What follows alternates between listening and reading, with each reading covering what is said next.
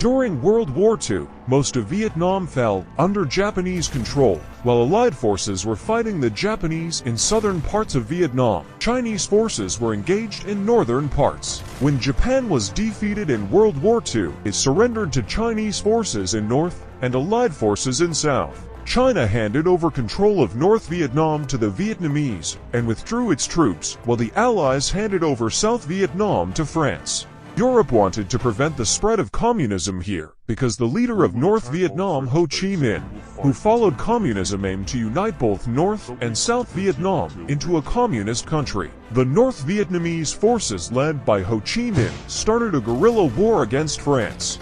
These guerrillas' attacks were so intense that it became very difficult for France to continue the war. As a result, France had to come to the negotiating table. Under the Geneva Peace Accords, France completely withdrew its troops from Vietnam in 1956, while around 20,000 American soldiers remained in South Vietnam to train its army. According to the Geneva Peace Accords, Vietnam was divided into North and South Vietnam, and it was agreed that a referendum would be held in 1956, and the government formed as a result of referendum would assume control of South and North Vietnam. In 1955, Diem became the de facto president of South Vietnam, fully supported by the Americans. President Diem refused to hold the referendum at the scheduled time because Ho Chi Minh was clearly expected to win it. Consequently, the people of South Vietnam formed a military group called the Vietcong and began a guerrilla war against the South Vietnamese forces. The United States became deeply concerned about the Vietcong attacks supported by North Vietnam. As a result, the U.S. increased its military aid to the South Vietnamese army. However, the President Diem was not meeting America's expectations, and the people were also unhappy with him. Some American commanders requested President Kennedy to remove President Diem and send troops to Vietnam. President Kennedy agreed to remove the president, but refused to send troops. Consequently, the U.S. orchestrated a military coup that led to the assassination of the South Vietnamese president, and control of South Vietnam passed to a military government. Just 20 days after this incident, President Kennedy was assassinated by a sniper while leading a rally in Texas. After Kennedy's assassination, his vice president, Lyndon B. Johnson, became the president of the United States. Unlike his predecessor, Johnson was eager to deploy troops in Vietnam, but a reason was needed to send troops to Vietnam, otherwise China and Russia could also get involved in the war. On August 2, 1964, a skirmish occurred between the U.S. Navy and Vietnamese forces, resulting in damage to a U.S. plane and 3 Vietnamese boats and injuries on both sides. The next day, President Johnson claimed that American ships had been attacked again, but according to many experts, this claim was false. It was used as a pretext for the U.S. to launch airstrikes on North Vietnamese military bases. President Johnson passed a resolution from the Congress in which the president was given the authority to send troops to Vietnam. On November 3, 1964, Johnson won the election and became the new president of the United States. Now, President Johnson was fully prepared to launch a major attack on North Vietnam, but before the U.S. could strike, the Viet Cong launched a devastating attack on the American military base at Camp Holloway in South Vietnam. This attack left 8 American soldiers dead and 80 wounded, while 15 American planes and helicopters stationed at the base were also destroyed by the Vietnamese guerrillas. The Viet Cong soldiers, despite suffering losses, retreated after the attack. When President Johnson received news of the assault, he was furious. The U.S. launched Operation Rolling Thunder against North Vietnam.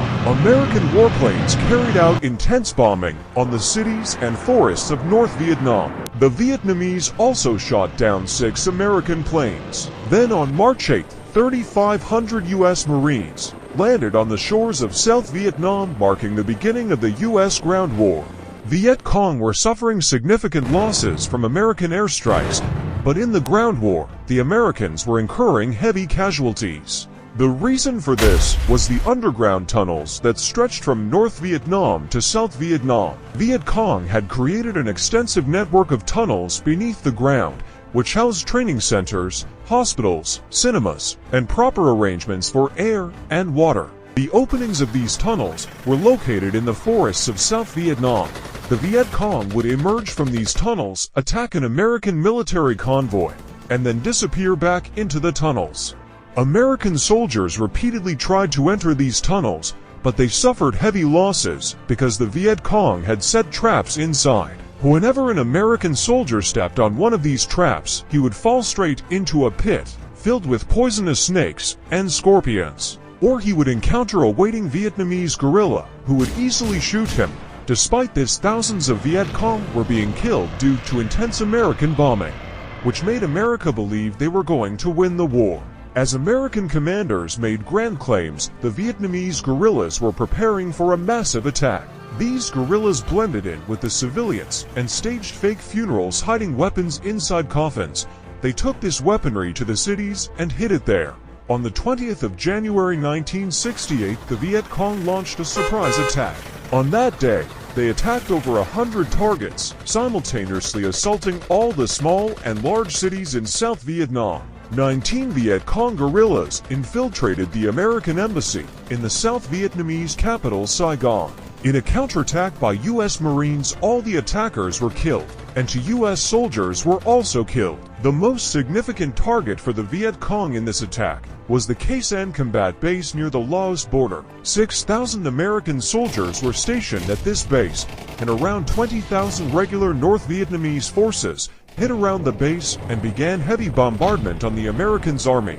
U.S. Army was only able to supply its soldiers by air. To save the lives of their soldiers, the U.S. began heavy bombing around the base, including using B-52 aircraft. Over the course of 2 months, more than 100,000 tons of bombs were dropped. In response, the Vietnamese destroyed several aircraft stationed at the base. Later, American soldiers from other areas broke the siege, and the encirclement was lifted, but the Americans felt so unsafe that they evacuated the base in June.